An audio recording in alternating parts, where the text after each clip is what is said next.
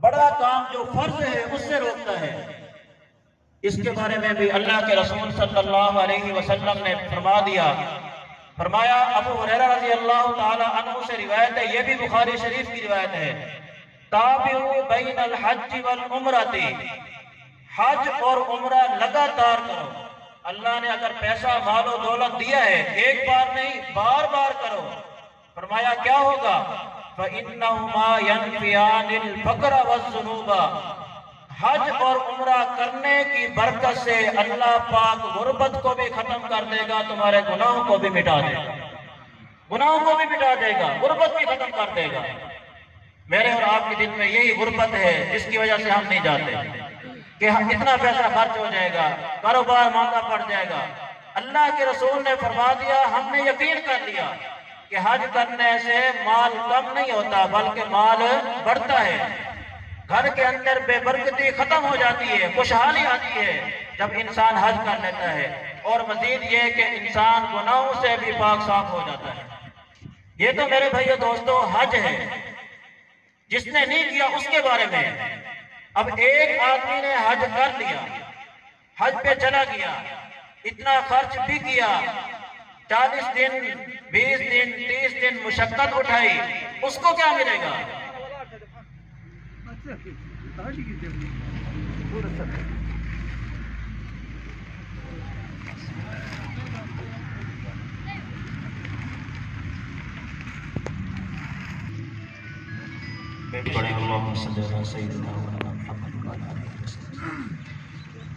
اب اتنا خرچہ کر لیا، اتنی مشقت اٹھائی، ملے گا کیا؟ وہ میں نے خطبہ میں آپ کے سامنے حدیث تلاوت کی، بخاری اور مسلم کی روایت، من حج للہ، جس آدمی نے اللہ کی رضا کے لیے حج کیا، فلم یرفث، بےہودہ گفتگو نہ کی حج کے دنوں میں، ولم یفسق، اللہ اور اس کے رسول کی نافرمانی نہ کی، صحیح طرح حج کیا، جس طرح اللہ کا حکم ہے، اللہ کے نبی کا طریقہ ہے، اس کے مطابق حج کیا، تو کیا ملے گا؟ فرمایا رجع کیوم ولدتہ امہ، جب وہ گھر لوٹے گا ایسے معصوم اور گناہوں سے صاف ہوگا جیسے ماں کے پیٹ سے بچہ صاف ستھرا پیدا ہوتا ہے۔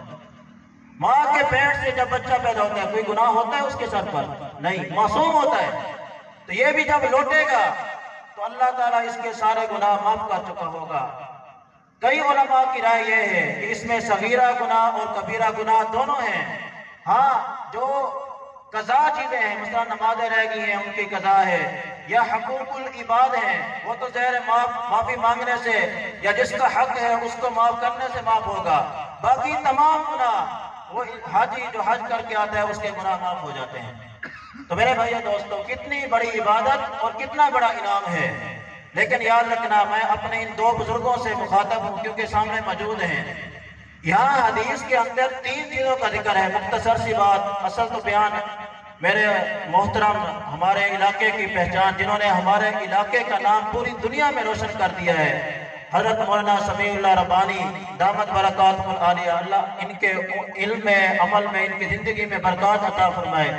یہ جو ہمارے بزرگ جا رہے ہیں حج کے لیے، ان کے والد محترم بھی وہاں جنت المعلیٰ میں مدفون ہیں۔ بزرگ جو ہیں وہ جانتے ہوں گے، مولانا سعید ربانی، اللہ ان کی قبروں پر کروڑوں رحمتیں بھیجے۔ ہم نے ان کو تو نہیں دیکھا، بہرحال یہ ہماری نشانی ہے، ہمارے لیے یہ بھی بزرگ ہیں۔ اصل بیان ان کا ہونا ہے، بس ایک دو بات کر کے اجازت چاہتا ہوں۔ اس حدیث کے اندر 3 باتیں جس کی طرف اللہ کے رسول صلی اللہ علیہ وسلم نے حاجیوں کو متوجہ کیا، حج کرنے والوں کو، وہ بہت ضروری ہے۔ نمبر 1، من حج للہ، فرمایا حاجی جو حج کا سفر کرتا ہے یہ صرف اور صرف کس کے لیے ہو؟ اللہ کی رضا کے لیے ہو۔ یہ بنیادی چیز ہے میرے بھائیو دوستو، میں اپنے 2 بزرگوں سے مخاطب ہوں، یہ بہت ہی ضروری ہے۔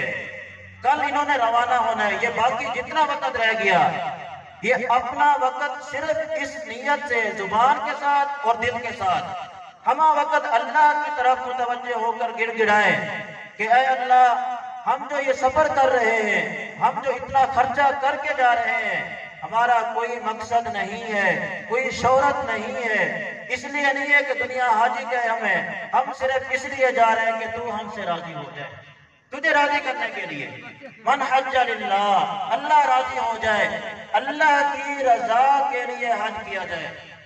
اور میرے بھائیو دوستو، کنز العمال میں ایک حدیث ہے، اللہ کے رسول صلی اللہ علیہ وسلم نے فرمایا قرب قیامت میں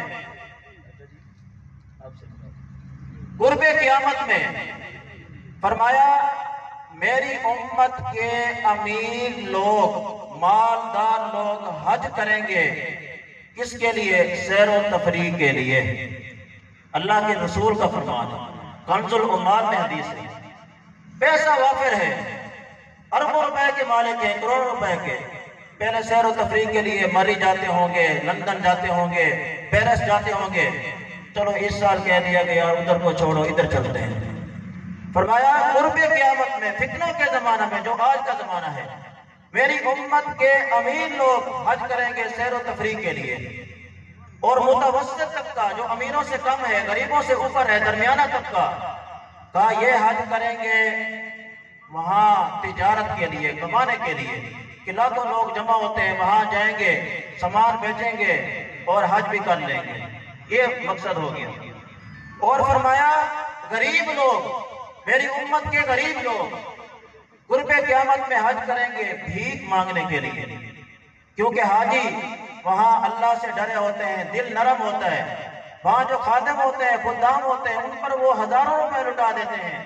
تو کئی لوگ سفر کر کے جائیں گے، اور آج بھی جاتے ہیں کہ چلو یار حج بھی کر آئیں گے، وہاں کمائی بھی کر آئیں گے، لوگوں سے مانگ مانگ کر، بھیک مانگ مانگ کر کما بھی آئیں گے، جتنا خرچ کرتے ہیں اس سے ڈبل کما آتے ہیں۔ اور ایک مجھے اور علماء کو مخاطب کر کے اللہ کے رسول نے فرمایا قرب قیامت میں میری امت کے علماء حج کریں گے شہرت اور ریا کے لیے، کہ لوگ کہیں فلاں مولوی نے 10 حج کیے ہوئے ہیں، فلاں مولوی صاحب نے 20 حج کیے ہوئے ہیں، اس لیے حج کریں گے کہ لوگ مجھے صرف عالم نہ کہیں بلکہ یہ بھی کہیں کہ اس نے حج بھی کیا ہوا ہے۔ ہم نے ان سب چیزوں سے اپنے آپ کو بچانا ہے، میرے یہ دو بزرگ، ان سے میں مخاطب ہوں۔ اس لیے ہر موقع پر زبان سے بار بار کہیں اے اللہ تیرے آگے ہاتھ باندھتے ہیں، تیری رضا کے لیے آئے ہیں۔ ایک بات تو یہ فرمائی من حج للہ، کہ حج صرف اور صرف اللہ کی رضا کے لیے ہو۔ دوسرا فلم یرفث، وہاں پر بیہودہ گفتگو، فضول گفتگو کون سی؟ جس میں نہ دین کا فائدہ نہ دنیا کا فائدہ۔ فرمایا من حسن اسلام المرء ترکہ ما لا یعنیہ، اسلام کی خوبصورتی میں سے بہترین خوبصورتی یہ ہے کہ فضول باتوں کو، فضول گفتگو کو چھوڑ دیں۔ ناراض نہ ہو میرے یہ دو بزرگ، 40 دن انہوں نے ادھر رہنا ہے، 40 دن۔ ان 40 دنوں میں سب سے زیادہ جو اللہ کی نافرمانی اور گناہ ہوگا وہ کس سے ہوگا؟ زبان سے ہوگا، زبان سے ہوگا۔ کیونکہ جب ہم دو بیٹھتے ہیں ہماری مجلس غیبت سے خالی نہیں ہوتی، تو غیبت سے اپنے آپ کو بچانا ہے، وہاں جا کر یہاں بھی بچانا ہے، وہاں تو اور زیادہ بچانا ہے۔ اور پھر جو آج کل عمومی حالات ہیں، میں کسی جماعت کا سپورٹر نہیں ہوں لیکن واضح کہہ دیتا ہوں، سیاسی گفتگو سے بھی اپنے آپ کو بچانا ہے۔ وہاں جا کر یہ نہیں کرنا فلاں پارٹی اچھی ہے، فلاں ایسا ہے، فلاں ایسا ہے، نہیں۔ آپ 40 دن اللہ کے لیے حج کرنے کے لیے آئے، کسی کو ووٹ دینے کے لیے، کسی کو حکمران بنانے کے لیے نہیں آئے۔ اس لیے یہ سیاسی گفتگو، غیبت والی گفتگو، ایسے بیٹھے بیٹھے ہمارے گھر والے کیسے ہوں گے، حال حوال شروع کر دیے، کس سے کہانیاں شروع کر دی۔ فرمایا فلم یرفث، حج یہ کام بھی نہ کریں، حج یہ کام بھی نہ کریں، اور ولم یفسق، اللہ کی نافرمانی بھی نہ کریں۔ نافرمانی کون سی ہے؟ اللہ کے حکموں کی مخالفت، اللہ کے نبی کی سنت کو چھوڑنا، یہ نافرمانی میں شامل ہے، نافرمانی میں شامل ہے۔ یہاں والا کام وہاں نہیں کرنا، ناراض نہ ہونا علاقے والوں۔ یہاں ہم کہہ دیتے ہیں نا مولوی صاحب اے بھی نیکی دا کام ہے، اے کر گنوں تک کیا تھی ویسی، اے بھی نیکی دا کام ہے، اے کر گنوں تک کیا تھی ویسی۔ وہاں جا کر یہ نہیں کرنا، یہاں بھی گناہ ہے، وہاں تو اور زیادہ گناہ ہے۔ حج کرنا ہے اللہ کے حکم سمجھ کر، لیکن کرنا کیسے ہے؟ جیسے میرے نبی صلی اللہ علیہ وسلم نے کیا ہے، جہاں اللہ کے نبی نے 2 رکعتیں پڑھنی ہیں وہاں آپ نے 2 ہی پڑھنی ہے، وہاں یہ نہیں کہنا کہ 4 پڑھ لیں تو کیا ہو جائے گا۔ حضرت علی رضی اللہ تعالی عنہ عیدگاہ میں آئے عید کی نماز پڑھانے کے لیے، عید کی نماز، تو دیکھا ایک نیک صوفی بزرگ 2 رکعت نفل پڑھ رہا ہے عیدگاہ میں۔ اب مجھے آپ بتائیں نفل پڑھنا کوئی گناہ کا کام ہے؟ بولو گناہ کا کام ہے؟ نیکی کا کام ہے؟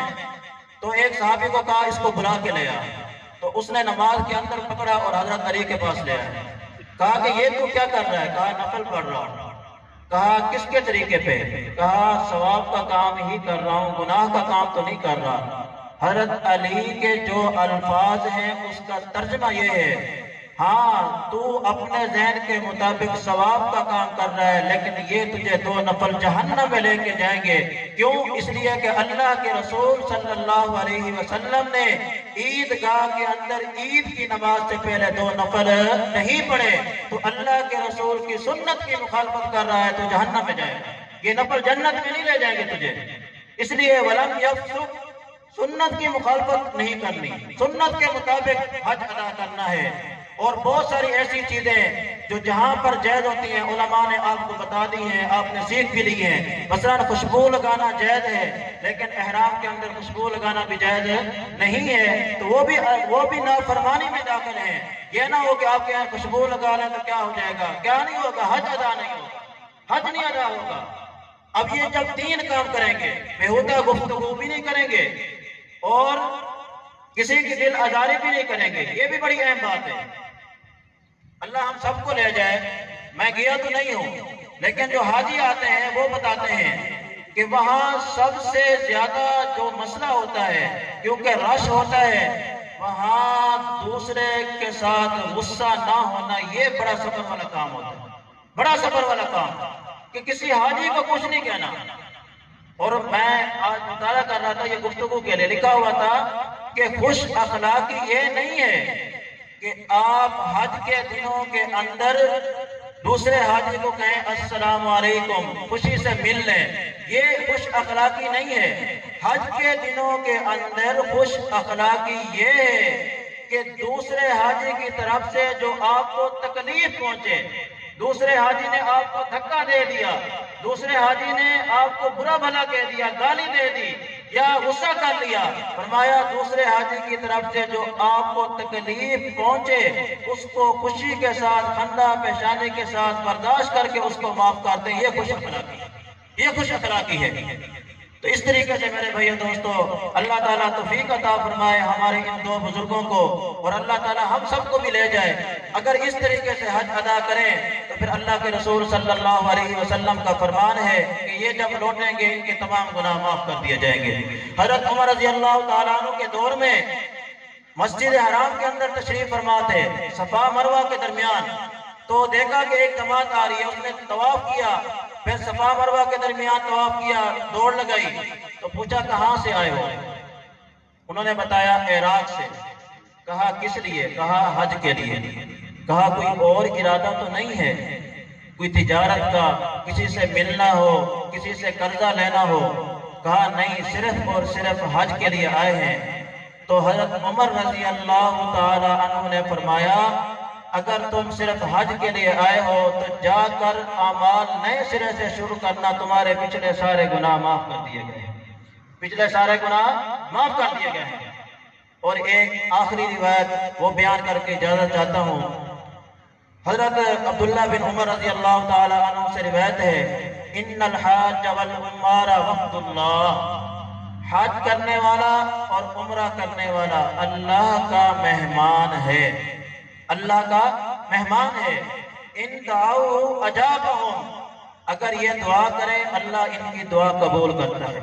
اور آگے فرمایا ان استغفروہ، لوگو تم ان سے کہو حج کرنے والوں کو کہ ہمارے لیے بھی دعا کرنا، جب یہ تمہارے لیے دعا کریں گے اللہ تمہارے حق میں بھی ان کی دعا کو قبول کرے گا۔